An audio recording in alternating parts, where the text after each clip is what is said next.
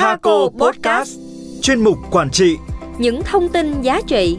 Những nhận định, góc nhìn và chia sẻ từ ban lãnh đạo về quản trị, chiến lược, kế hoạch sản xuất kinh doanh. Xuất bản vào thứ 6 cách tuần. Trên website và ứng dụng My Thaco.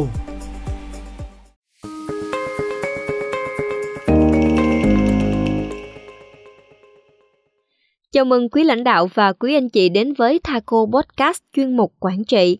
Tôi là Thanh Mây, sẽ đồng hành cùng với quý lãnh đạo và quý anh chị trong tập podcast ngày hôm nay. Trong chương trình ngày hôm nay, kính mời quý vị cùng gặp gỡ một vị khách mời đặc biệt đến từ Tadico.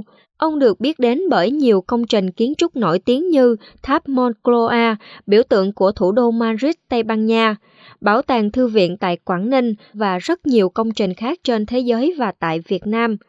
Đặc biệt, ông cũng là cố vấn thiết kế kiến trúc cho nhiều công trình lớn của Thaco cũng như các tập đoàn thành viên. Với những kinh nghiệm và sự tận tâm của mình, ông Salvador Perez Arroyo, cố vấn chủ tịch hội đồng quản trị Thaco, phụ trách về thiết kế kiến trúc, sẽ có những câu chuyện chia sẻ cụ thể hơn về chủ đề kiến trúc là sự kết hợp giữa kỹ thuật và thẩm mỹ. Kính mời quý vị cùng đến với cuộc trò chuyện. Trân trọng kính chào ông Salvador và chân thành cảm ơn ông đã dành thời gian tham gia chia sẻ tại tập podcast ngày hôm nay. Thưa ông là một kiến trúc sư nổi tiếng với hàng trăm công trình kiệt tác được cả thế giới công nhận và tán dương, cùng với nhiều giải thưởng quốc tế. Sau cùng ông chọn ở lại Việt Nam và thực hiện hàng loạt công trình tiêu biểu tại nhiều thành phố lớn. Vậy xin ông chia sẻ lý do tại sao ông chọn ở lại đây và đất nước Việt Nam đã mang lại cho ông những nguồn cảm hứng đặc biệt và có ảnh hưởng như thế nào đến với các công trình kiến trúc của ông ạ? I find Vietnam is a young and dynamic country. So the work here allows me to do. Việt Nam là một quốc gia trẻ trung và đầy sức sống. Làm việc tại đây mở ra cơ hội để tôi thỏa sức thử nghiệm và khám phá những ngôn ngữ mới mẻ. Việt Nam đang không ngừng hội nhập quốc tế và trong nhiều trường hợp, vẻ đẹp của văn hóa truyền thống vẫn là nguồn cảm hứng vô tận. Nhìn chung, Việt Nam đang từng bước hòa mình vào nền văn hóa toàn cầu. Tập đoàn Thaco đang hướng tới tương lai với những ngôn ngữ biểu đạt hiện đại, mang đậm dấu ấn của thời đại quốc tế. Dạ, và lý do nào mà ông chọn hợp tác làm việc với Thaco ạ? Và khi nói đến Thaco thì ông ấn tượng nhất về điều gì ạ? Thaco invited me to collaborate and I say yes immediately. Thaco đã mời tôi hợp tác và tôi ngay lập tức đồng ý, bởi tập đoàn có tinh thần nhiệt huyết khám phá cập nhật những điều mới mẻ với tinh thần trẻ trung và rất đáng ngưỡng mộ. Tập đoàn là một nền tảng cho kiến trúc hiện đại và hệ thống làm việc tiên tiến. Thaco đang hoạt động đa dạng trong nhiều lĩnh vực và ngành sản xuất khác nhau.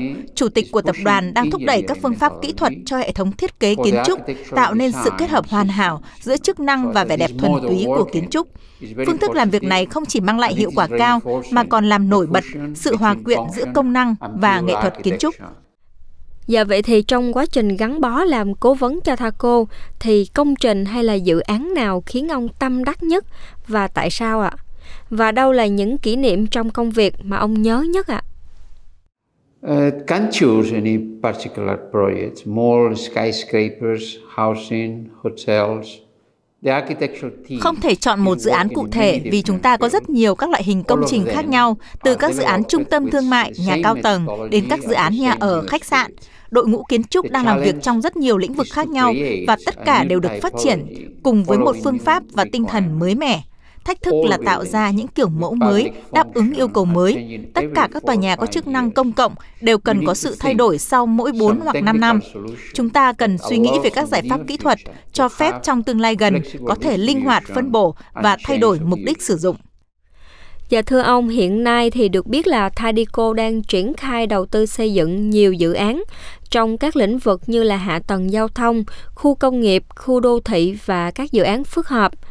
Vậy thì ở góc độ là cố vấn phụ trách thiết kế kiến trúc, theo ông thì làm sao để đảm bảo rằng là mỗi dự án không chỉ đáp ứng về chức năng mà còn mang đến những giá trị thẩm mỹ trong kiến trúc ạ? Well, architects, we never abandon the will for beauty. Every project and every small detail can be done Kiến trúc sư chúng tôi không bao giờ từ bỏ khát vọng về thẩm mỹ. Mỗi dự án và từng chi tiết nhỏ đều có thể được thực hiện với mục tiêu tích hợp giữa các yêu cầu kỹ thuật và ngôn ngữ thẩm mỹ. Làm việc theo phương pháp này là một niềm vui thực sự và tôi cảm thấy may mắn khi được tham gia vào trải nghiệm này. Tôi có thể khẳng định rằng một trong những yếu tố cốt lõi trong quy trình làm việc tại Thaco đó là sự hòa quyện hoàn hảo giữa chức năng và thiết kế. Mục tiêu cao nhất là không chỉ đạt được hiệu suất tối ưu trong các dự án mà còn tôn vinh vẻ đẹp một cách tinh tế và trọn vẹn. Dạ vậy thì với kinh nghiệm cố vấn rất là nhiều công trình dự án tại Thaco, thì theo ông là các yếu tố nào mà ông cho là quan trọng nhất khi lên kế hoạch thiết kế kiến trúc cho một dự án mới ạ? Can I say one good project is the result of clear requirements and good architectural ideas. Without a clear starting point, function and convenient technology construction, một dự án xuất sắc là sự kết tinh từ các yêu cầu rõ ràng và những ý tưởng kiến trúc đột phá. Nếu thiếu đi một điểm khởi đầu mạch lạc, chức năng hợp lý và công nghệ xây dựng tiên tiến thì khó lòng tạo ra được một kiến trúc hoàn hảo. Tại Thaco, các điều kiện và yêu cầu ban đầu đóng vai trò then chốt là nền tảng để nâng cao giá trị cuối cùng của dự án. Kiến trúc phải hòa quyện vào xã hội và bối cảnh văn hóa đương thời, phản ánh thời đại và sự phát triển của xã hội. Không một dự án nào có thể đạt được mọi mục tiêu nếu không bắt đầu từ sự thấu hiểu rõ ràng về chức năng và khả năng cải tiến công trình đó trong tương lai gần. Thưa ông, được biết thì số lượng dự án Thaco tự đầu tư và triển khai theo kế hoạch sản xuất kinh doanh của Thaco và các tập đoàn thành viên trong năm nay và các năm tiếp theo thì rất là lớn. Vậy theo ông, đâu là những điểm cần chú ý trong quá trình thiết kế, kiến trúc các dự án của Thaco nói chung cũng như là Thaco nói riêng trong thời gian tới ạ? Well, I believe very much in the motivation of the architecture and design. Thaco has to keep these spirited. Tôi vô cùng tin tưởng vào động lực thúc đẩy của kiến trúc và thiết kế. Thaco cần liên tục duy trì tinh thần nghiên cứu này, đồng thời luôn giữ vững sự hiểu biết thực tế về vai trò của người thiết kế trong việc xây dựng một nền văn hóa hiện đại và một xã hội cởi mở. Tôi đặt niềm tin vào tiềm năng của thế hệ kiến trúc sư trẻ và cho rằng việc truyền đạt các nguyên tắc của công ty cho người trẻ này là vô cùng quan trọng nhằm khơi dậy nhiệt huyết và tạo ra những kiến trúc sư tận tâm với nghề. Dạ vậy thì với kinh nghiệm của một người đi trước, xin ông hãy chia sẻ những điều quan trọng mà nhân sự trẻ cần chú ý để trở thành một kiến trúc sư hoặc là một thiết kế giỏi ạ.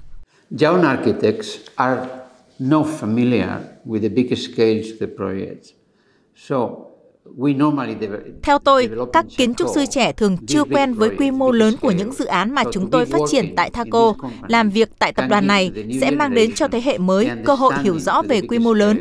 Đây là một trải nghiệm độc đáo và vô cùng tích cực. Trân trọng cảm ơn ông với những chia sẻ giá trị vừa rồi. Chúc ông thật nhiều sức khỏe và hạnh phúc. Thank you.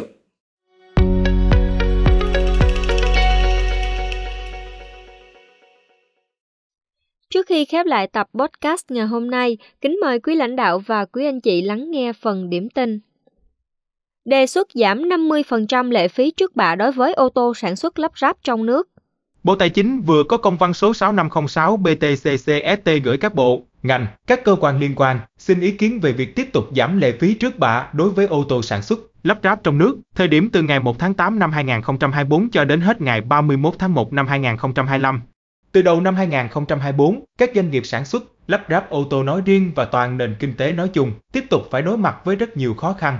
Bên cạnh đó, với sức ép lạm phát, tỷ giá, giá vàng tăng cao làm ảnh hưởng đến tâm lý người tiêu dùng, dẫn đến xu hướng thắt chặt chi tiêu đối với những mặt hàng có giá trị cao, trong đó có ô tô. Theo thông tin từ Hiệp hội các nhà sản xuất ô tô Việt Nam, trong 5 tháng đầu năm 2024, toàn thị trường đã tiêu thụ khoảng 121.189 ô tô các loại, giảm 8% so với cùng kỳ năm 2023.